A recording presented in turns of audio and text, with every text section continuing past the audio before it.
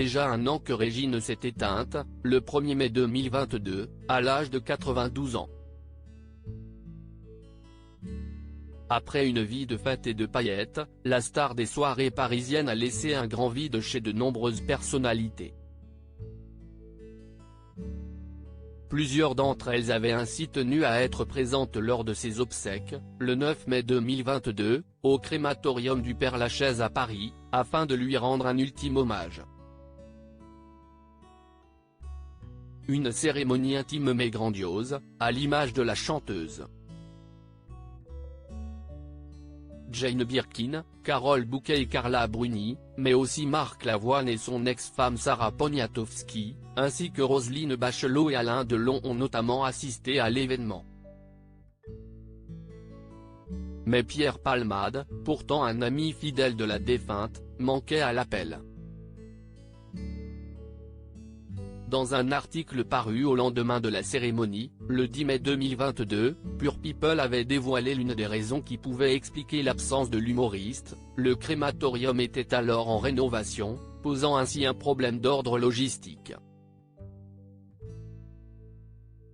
La capacité maximale était de 100 personnes en raison des travaux, avait expliqué le média People, avant de relater les propos d'un membre de l'entreprise de pompes funèbres, ne pouvant assurer à de nombreuses personnalités qu'elles seraient assises. L'organisation des obsèques a été obligée de leur demander de ne pas se déplacer.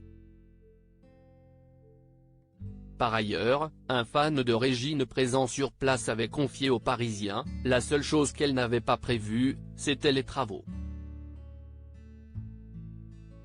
Obsèques de Régine, sa famille et ses proches lui rendent un dernier hommage. L'hommage de Pierre Palmade à son amie Régine. Si elle pouvait s'expliquer par cette histoire de travaux, l'absence de Pierre Palmade avait été remarquée par plusieurs anonymes qui avaient assisté à la cérémonie. Dis donc, il n'y a pas grand monde du showbiz, avait notamment regretté l'un d'eux auprès du Parisien. L'humoriste n'avait pourtant pas manqué de partager son chagrin en apprenant le décès de son ami.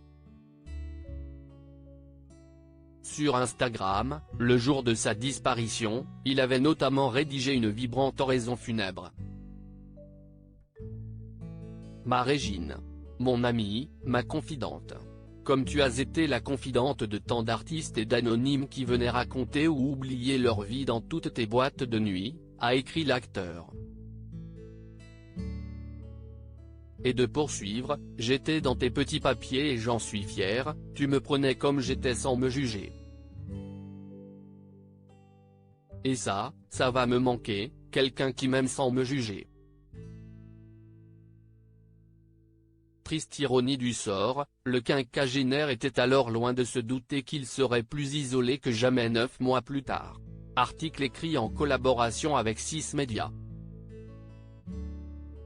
Crédit photo, Baldini.